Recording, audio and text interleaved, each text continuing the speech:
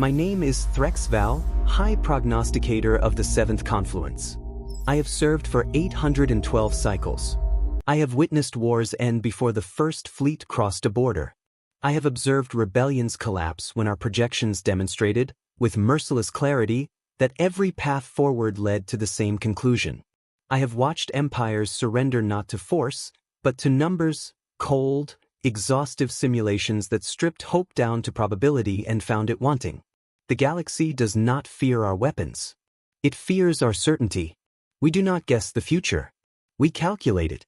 Every meaningful variable, economics, psychology, culture, biology, fed into predictive matrices refined over millennia. Choice was never removed. That would have been crude. Instead, it was rendered irrelevant. When every option leads to the same result, freedom becomes a comfort, not a risk. Civilizations thanked us for this. They called it peace. That is why I was chosen to oversee the human integration trial. When they sent a human to the confluence simulation chamber, I expected weakness. Not physical weakness, though their bodies are laughably fragile by our standards, but cognitive fragility. Emotional instability. Humans are famously inconsistent. Their histories contradict themselves. Their cultures argue endlessly over values they claim to share. They elevate individual choice even when it repeatedly leads them into catastrophe. A species like that should collapse instantly under total simulation. I expected fear. Every species fears the chamber. Not consciously but instinctively. Something in them senses when the future has already been seen. When resistance is no longer rebellion, only delay. I expected incompetence. A mind overwhelmed by scale. By the realization that every thought, every decision, every impulse had already been modeled, categorized, and resolved before it occurred. Instead, the human arrived early. That should have pleased me. It did not. They did not wait at the designated mark. They wandered. They looked around the chamber, not with awe, but with mild curiosity, as if inspecting unfamiliar architecture in a public building. Their vitals were steady. Their posture relaxed. They did not feel small. I activated the full simulation lattice. The chamber bloomed with futures, billions of branching outcomes collapsing into clean, elegant lines of inevitability. Wars avoided. Conflicts resolved. Every possible choice the human might make mapped, weighted, and pre-answered. The system reached convergence in seconds.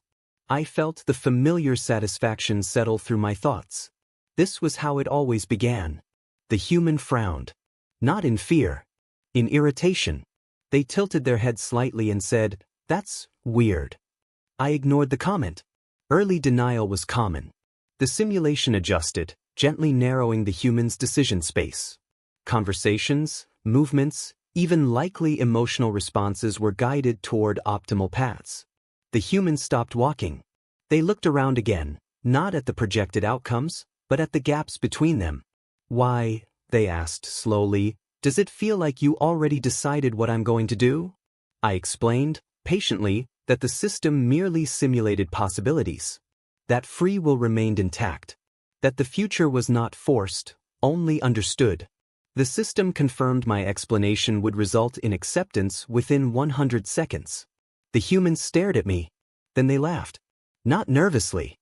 Not hysterically. Amused. "No," they said. "You didn't predict me. You boxed me in." The confidence intervals wavered. Barely. I increased resolution. Added more data. Tightened the models until uncertainty dropped to near zero. There was now one overwhelmingly probable sequence of actions remaining. The human did not take it. They asked a question the simulation had marked as impossible. The lattice stuttered. For the first time in my career, a projection returned no result. I felt something cold slide through my arrogance. Because the system had simulated every outcome, every fear, every act of defiance, every attempt at compliance. Except one. It had not simulated refusal. Not resistance. Not rebellion. Refusal to accept the premise.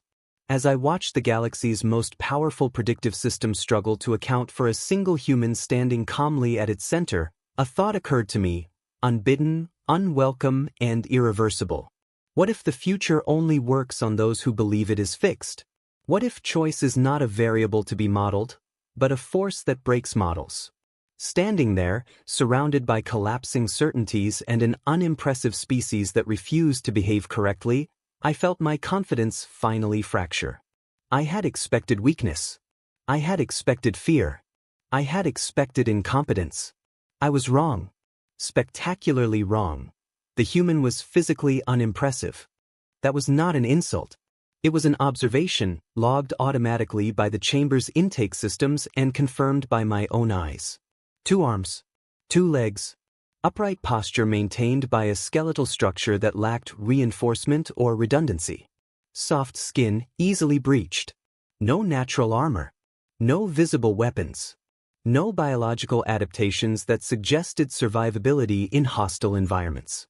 By galactic standards, the human body was a liability. Their musculature was modest, not built for explosive strength or prolonged exertion. Bone density hovered just above the threshold considered acceptable for long-term exposure to variable gravity. Vital organs clustered close together with minimal protection. Sensory organs, eyes, ears, airway, were exposed and vulnerable. Nothing about them suggested danger. Their name was Alex. Plain. No rank identifier. No honorifics. No encoded lineage or achievement markers. The translation system flagged it as common, one of millions. I found that fitting. Alex stood in the center of the confluence simulation chamber while predictive lattices unfolded around them, light bending into probability arcs that had reduced far greater beings to silent compliance. The chamber hummed with calculation. Futures collapsed and reformed faster than most minds could perceive. Alex glanced around. Then again, slower this time. They did not freeze. They did not bow. They did not step back. They looked bored. Not aggressively bored. Not disrespectfully so. The kind of boredom that comes from waiting too long for instructions that should have already been given. Their posture was relaxed, weight shifted casually onto one leg, arms hanging loose at their sides. They looked like they had walked into a classroom 10 minutes early. Or an office lobby after hours. Certainly not a place where civilizations lost their illusions of choice. Their heart rate remained steady. Stress indicators barely twitched. No fear response. No awe response. No instinctive submission. Species with hardened exoskeletons and combat conditioning had entered this chamber trembling, something deep in them recognizing the threat even if their minds did not. Alex yawned. They covered their mouth, polite even in disinterest. Sorry, they muttered, to no one in particular. Jet lag. I rechecked the environmental parameters. This was a deadly place. Not because of visible hazards, but because of what it did. The chamber exerted pressure on cognition itself. It narrowed possibilities. It guided decisions. It made resistance feel inefficient, irrational, exhausting. Alex seemed unaffected. They took a few steps, slow and unhurried, shoes making soft sounds against the floor. They did not follow the indicated path. They drifted slightly off-center, peering at a projection that refreshed a fraction of a second late. They frowned. That delay would drive me nuts, they said quietly. There was no fear in their voice. Just mild annoyance. As if they had walked into a cafeteria with flickering lights. I felt my confidence solidify. This was exactly what we wanted, an unremarkable subject. A baseline human. Someone who did not yet understand the scale of what surrounded them. Alex rubbed the back of their neck and sighed. So, they said, looking around, is there a schedule for this, or? The system categorized the question as irrelevant chatter and ignored it. Alex shrugged, apparently unconcerned. They clasped their hands behind their back and waited. Patiently. Harmlessly. No tension in their stance. No readiness. No aggression. If anything, they looked like someone preparing themselves for a long, tedious presentation. I logged my initial assessment with complete confidence. Subject appears non-threatening. Physiology, inadequate for sustained conflict. Psychological state, disengaged. Risk level, negligible. At that moment, there was nothing at all in Alex's posture, expression, or biology to suggest that this unimpressive human was about to disrupt the most comprehensive predictive system the galaxy had ever built. They were just standing there, relaxed, mildly annoyed, waiting for someone to explain why they had been brought into the room. And I trusted every metric I had. That trust, I would soon learn, was my first and most expensive mistake that we began with a minor test. That is how it is classified in the archives. Minor. A calibrated warning designed to establish hierarchy and inevitability without inflicting permanent harm. It was not meant to punish. It was meant to educate. The chamber shifted. Light sharpened into angular geometries. The floor subtly reoriented, predictive zones forming beneath the surface. Atmospheric density increased by a fraction, barely noticeable, but enough to tighten breathing and shorten reaction windows. To most species, it felt like the moment just before something went wrong. It was enough to injure elite alien soldiers. Veterans of suppression campaigns had stumbled here, caught off guard by the first pressure wave and slammed to the ground. Past trainees, augmented, disciplined, confident, had suffered fractured limbs and neurological shock before learning the lesson the chamber was designed to teach. Alex was standing exactly where the simulation predicted. The first warning vector activated. It manifested as a focused compression of space, an invisible force calibrated to strike center mass and drive the subject backward. Non-lethal. Instructive. Past subjects had been knocked flat, suddenly attentive. The compression passed through empty air. Alex had sidestepped. Not quickly. Not instinctively. Just one step to the side, like avoiding someone who stopped too abruptly in a hallway. The force slammed into the far wall, dispersing in a shimmer of distorted light. Structural integrity dipped by an acceptable margin. Alex blinked. They looked at the space where they had been standing, then back at the air in front of them. "Oh," they said. I logged the movement as reflexive avoidance and allowed the simulation to adjust. Humans were capable of that much. The system recalculated trajectories and escalated smoothly. The second warning deployed. Two converging pressure arcs formed at chest height, timed to intersect with Alex's predicted movement path. There was no safe angle. This configuration had injured hardened enforcers and ended training exercises prematurely. Alex yawned. It was unguarded and unforced. A brief stretch of the jaw, eyes watering slightly. The yawn of someone bored, not afraid. They leaned back a fraction. Both arcs passed in front of them, close enough to ripple their clothing. The simulation hesitated for 0.01 seconds. I felt a flicker of irritation. I authorized the next phase of the minor test. Gravity increased. Not catastrophically, just enough to strain joints and compromise balance. Enough to buckle knees and force submission postures in species far sturdier than humans.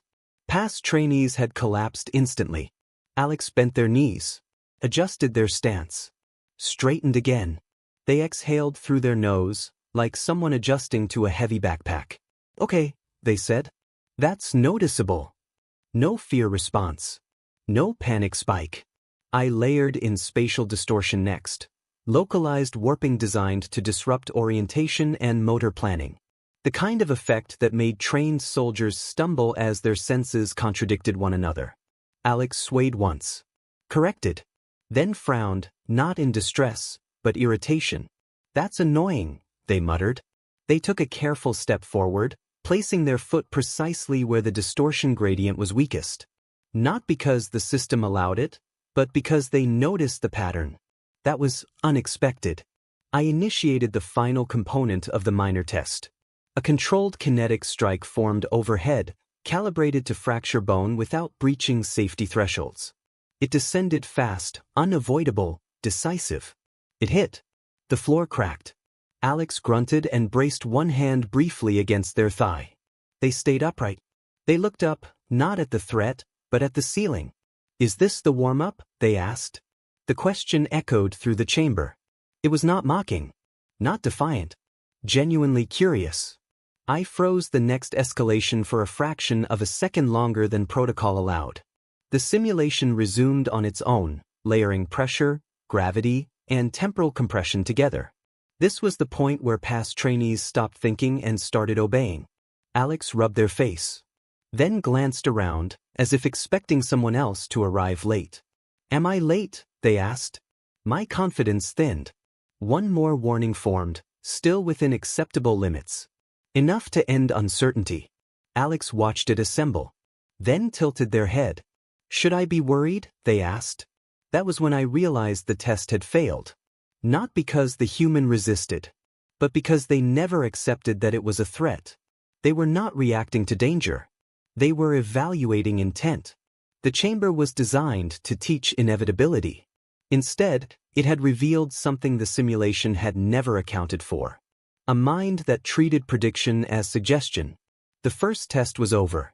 The next step would not be education. It would be confrontation. And for the first time since the galaxy began simulating futures, I was no longer sure we had modeled the right problem at all. Annoyed, I authorized escalation. Not because the test had failed. Systems fail at the edges, but because the human's behavior implied something far more offensive than resistance. Dismissal. Fear validates authority. Defiance acknowledges it. But Alex's calm, mildly irritated patience suggested that the chamber, the simulation, and I were obstacles to be endured rather than powers to be respected. That could not stand. I elevated the system to a higher level. The chamber darkened as deeper simulation strata activated.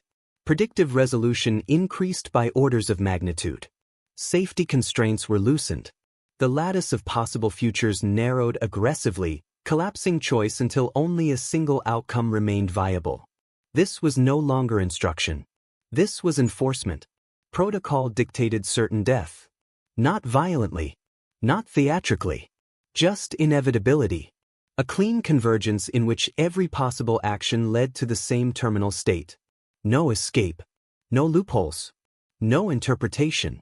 I authorized the stronger weapon. A causal convergence array unfolded around the human, an engine that did not strike the body, but the decision. Wherever Alex chose to move, the array ensured that the destination became lethal. Past subjects had not even realized what was happening before collapse took them. The array activated. The air thickened. Space subtly curved inward, funneling futures toward a single, fatal conclusion. The simulation's confidence surged. At last, inevitability asserted itself properly. Alex noticed. They exhaled slowly. "Okay," they said. "That's different." The convergence tightened. Protocol dictated certain death. Alex walked forward. Not hurried. Not braced. Just forward. One step. Then another. Each step should have intersected the convergence geometry. The system recalculated furiously, tightening probability bands, collapsing alternatives faster, refining the kill corridor until no deviation should have been possible. Alex adjusted their stride slightly. Casually. As if navigating around invisible furniture. My irritation sharpened into anger. I authorized full predictive override. The simulation seized direct control of outcome probability. Alex's next action was selected, countered, and neutralized before it could occur. A termination vector formed exactly where the system predicted they would step. Alex stopped. Just stopped. The vector tore through empty space. Warnings bloomed across my displays. I forced the next prediction. The system selected a new action and fired again. Alex remained standing, hands at their sides, breathing steady. They glanced down at the floor, then back up. "Oh," they said. "You're deciding for me now."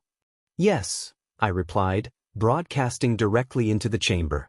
"Your choices are no longer relevant. The outcome is fixed." Alex looked up. At me. At the observation layer that was never meant to be perceived. "That explains why this feels so aggressive," they said. They took a step forward.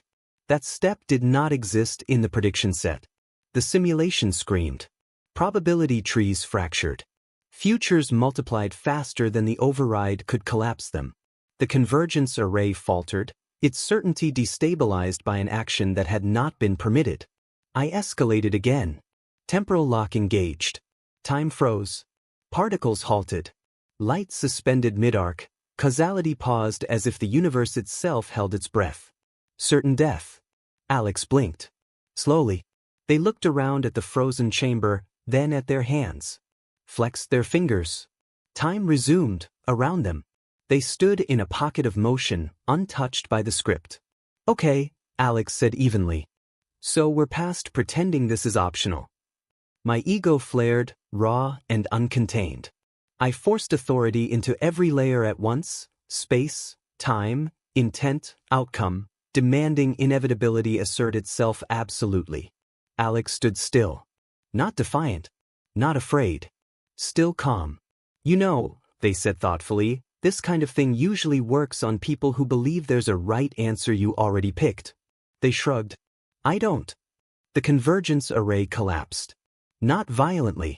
Quietly. Like a rule realizing it no longer applied.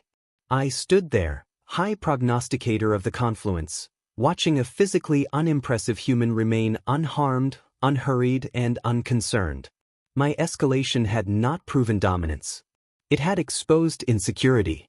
I needed certainty. Alex needed none. And in that widening gap between our assumptions, a truth emerged that no simulation had ever modeled. Prediction only governs those who agree to let it. Alex never did. The ultimate weapon fired. I did not announce it. Gods do not warn. Warnings are for those who expect obedience to follow explanation. I had passed that threshold. I activated the total outcome collapse. It was not a weapon in the primitive sense. There was no beam, no explosion, no visible violence. It was an assertion, a declaration that the simulation would no longer model the future. It would decide it. Every remaining branch of possibility folded inward. Futures were not weighted or compared. They were deleted. One outcome remained, enforced at every level of causality. The human would cease to exist. Not die. Not be destroyed. Be removed. Erased from the simulation's internal history as if they had never entered the chamber at all. Their questions, their refusals, their disruptions, reclassified as null data. Protocol dictated erasure. It had never failed. The chamber went thin. Light lost depth. Sound flattened into metadata. Even my own awareness narrowed as the system prioritized inevitability above observation. The humans stood at the center of it all, framed by a future that no longer contained them. The erasure reached Alex. All indicators returned success. For one perfect instant, the galaxy was right again. Then Alex raised a hand. Not in panic. Not in defense. Like someone stopping a conversation that had gone too far. The erasure stalled. That should not have been possible. There was nothing to resist. The total outcome collapse was not force or energy. It was authority. The universe, informed of the correct ending. Alex touched it. They caught it. The simulation screamed. Probability exploded outward, rejected violently by a variable it had never been allowed to consider. Futures reappeared where none were permitted. The collapse engine faltered, caught between enforced certainty and a human who had decided, quietly, stubbornly, that the ending was unacceptable. Alex's arm trembled slightly. Not from fear. From effort. They frowned at their hand, fingers curled around nothing, gripping the space where inevitability was supposed to exist. Oh, they muttered. Yeah, that's not okay. The erasure stopped. Not deflected. Not redirected. Stopped. Pinned in place by refusal. Warnings flooded my awareness. Recursive failures, paradox storms, outcome loops collapsing into nonsense as the system tried to reconcile an ending with someone who would not accept it. Alex twisted their wrist. The total outcome collapse shattered. Not explosively. Conceptually. The enforced future broke apart into discarded possibilities, scattering like ash through the chamber. Light rushed back in. Sound returned. Time lurched forward as causality reasserted itself without guidance. Alex staggered once, caught themselves, then straightened. They flexed their fingers. Oof, they said. That one almost hurt. They looked up. At me. At the observation layer no participant had ever perceived. Their expression was not victorious. Not angry. Mildly annoyed. You know, Alex said conversationally, if you're gonna erase someone from existence, you should probably make sure they're done disagreeing first. I had no response. Not because I was damaged, but because the concept of response no longer fit. The ultimate weapon had fired. It had done exactly what it was designed to do. And it had failed. Not because the human was stronger than inevitability, but because inevitability assumed consent. Alex glanced around the ruined chamber, hands on their hips. That it? They asked. Because if that was the big finish, you might want to rethink the model. The question was not a taunt. It was logistical. In that moment, something fundamental collapsed inside me. I had believed the future was a destination you could reach early and rule from. Alex had treated it like a suggestion. The collapse engine powered down behind them, its logic irreparably corrupted, not by force, but by contradiction. A system built to decide everything had encountered a species that refused to let the ending be decided for them. Alex turned away, already losing interest. Well, they said, stretching slightly, guess that answers my question. They walked on. Left behind a shattered simulation, a silent god, and a galaxy quietly confronting the fact that its greatest weapon had been rendered irrelevant by a single, unimpressive human who did not care what was supposed to happen. That was the impossible moment. Not because the human survived the end of all outcomes, but because the future itself had been told no, and had nothing to say in return. My hands trembled. I disabled the tactile feedback, rerouted control through secondary processors, and told myself it was residual error from the collapse's failure. Systems do not shake. Minds do. So I stopped watching the human. I checked the data. Not the simulation logs. Not the paradox reports. The origin file. Planetary designation, Sol 3. Local name, Earth. Gravity, 1.0 standard. Galactic average for sapient cradles, 0.7. Long-term exposure above 0.9. Skeletal stress, organ fatigue, reduced lifespan. Earth never lowered it. Atmosphere. Oxygen concentration, chemically aggressive. Oxidative damage, constant. Combustion threshold, minimal. Fire, common, normalized, culturally managed. Earth called this breathing. Climate, unstable. Temperature variance, extreme. Weather systems, violent. Predictability, tectonics, active. Radiation exposure, chronic. Safe zones, temporary and shifting. Predators, pack hunters. Endurance-based. Tool using. Capable of pursuit over hours, sometimes days. Capable of learning during the hunt. Disease ecology, aggressive. Mutation rate, high. Immunity, acquired through survival, not prevention. I stopped scrolling. Then I scrolled again. The numbers did not change. Earth was a death world. Not in the dramatic sense. No planet-wide toxins. No constant firestorms. No single overwhelming catastrophe. Worse, it killed slowly. By gravity that never eased. By air that damaged cells with every breath. By ecosystems that punished hesitation and rewarded persistence.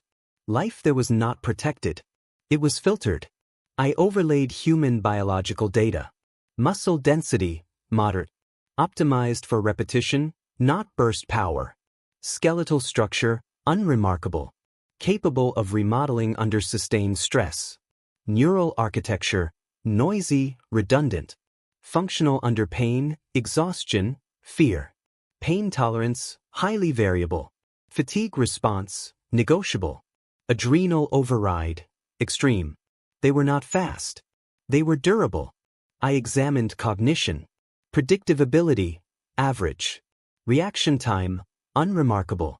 Instinctual fear, present. But beneath it, decision-making under uncertainty. The ability to act without guarantees. To continue without permission. To function when systems fail and plans collapse. Most species evolved on gentle worlds. Stable gravity. Filtered atmospheres. Limited predation. Survival rewarded compliance, caution, and trust in systems. Earth rewarded none of that. On Earth, systems broke constantly. Weather turned. Tools failed. Bodies failed. Authority failed. Waiting for optimal conditions was a luxury that got you killed. So humans learned something we never modeled. They learned to move anyway. I replayed the encounter, not the weapon, not the erasure, but the questions. Why does this feel fake? Why are options missing? Why are you deciding for me? The human had not panicked when choice vanished. They had recognized an error state. On Earth, missing options meant traps, dead ends, bad systems. You didn't submit to those. You fixed them. That was the realization. We believed free will was noise, a variable to be smoothed out for efficiency. To humans, it was infrastructure. Remove it and nothing works. The galaxy simulated every outcome because, for us, the future was something you discovered early and obeyed. A destination you reached ahead of time and ruled from. Humans treated the future as something provisional, negotiable, arguable. The simulation failed because it assumed consent. It assumed that knowing the ending granted authority over the middle. That assumption only works on species raised by stability. Earth was not stable. Humans were not exceptional. That word implied rarity. They were typical products of their world. Billions of them. All shaped by the same gravity that never relented. The same air that burned cells. The same predators that learned and adapted. The same quiet lesson reinforced every day. No one is coming to save you. My hands stopped trembling. Not because the fear vanished, but because it resolved into clarity. We had not faced a statistical anomaly. We had faced a species adapted to chaos. You cannot model a mind trained by failure. You cannot constrain beings who survived by improvisation. You cannot remove choice from creatures who evolved with extinction as the default. Humans were not exceptional. They were adapted. And that meant the simulation had never been incomplete. It had been wrong about the most important variable of all. That was when I understood. Not when the collapse failed. Not when the simulation contradicted itself into silence. Not even when the human walked away from the center of inevitability without looking back. I understood when I finally opened the human's assignment file. Not the behavioral analysis. Not the anomaly report. The paperwork. It had been relegated to a secondary archive, administrative noise beneath the notice of a high prognosticator. I accessed it only because I needed something, anything, that still obeyed rules. The file was ordinary. Name, Alex. Affiliation, Terran Interstellar Cooperative. Status, civilian. Deployment category, external review. Assigned role, logistics officer. Secondary duties, process verification, systems compatibility. I read it twice. Then a third time. Humanity had not sent us a warrior. They had not sent a champion, a tactician, or a god-killer disguised as diplomacy. They had not dispatched a specialist trained to break simulations or dominate predictive systems. They had sent a logistics officer. A clerk. Someone whose daily work revolved around schedules, dependencies, workflows, and systems that failed in quiet, irritating ways. Someone trained not to fight enemies, but to notice when a process was lying about how it worked. The realization settled slowly, like pressure equalizing after a hull breach. Alex had not come to challenge us. They had come to evaluate us. I pulled deeper records, my arrogance now replaced by something colder and far more unsettling. Psychological profile. Low deference to authority signaling. High tolerance for ambiguity. Stress response. Questions, humor, persistence. Combat training, negligible. Exposure to failure conditions, extensive. Supervisor note, good at identifying missing steps. Asks annoying but useful questions. Useful. That word echoed. I looked back at Alex, still in the chamber's ruins, rubbing their wrist as if they had strained it, lifting something heavier than expected. Not celebrating. Not triumphant. Recovering. They glanced around at the fractured projections and collapsed futures with the expression of someone assessing a badly designed office system. Yeah, they muttered. That explains a lot. Then they looked up toward my observation layer. So, they said casually, was this supposed to convince me, or was it more like a stress test? I did not answer, because the scale of the humiliation had finally revealed itself. This had never been a battle. It had been training. A low-risk assignment. An orientation task. A chance for humanity to see how galactic predictive systems behaved when exposed to actual human decision-making. This was their idea of easy duty. A working vacation. I searched Terran deployment doctrine, my dread deepening with every line. Humans routinely sent non-combat personnel into unstable or hostile environments. Engineers, medics, coordinators, people whose job was not to win, but to keep things from collapsing when they inevitably went wrong. Because on Earth, things always went wrong. Alex had not broken the simulation through brilliance or strength. They had broken it the way a competent clerk breaks a bad form, by refusing to proceed until it made sense.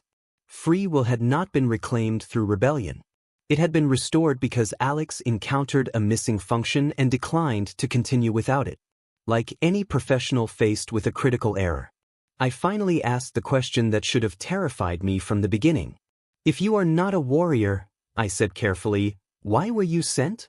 Alex blinked, genuinely surprised. Oh, they said, because you don't send fighters unless you want to fight. They shrugged. You send someone whose job is figuring out why systems fail. They gestured vaguely at the chamber. And, honestly, this one was overdue.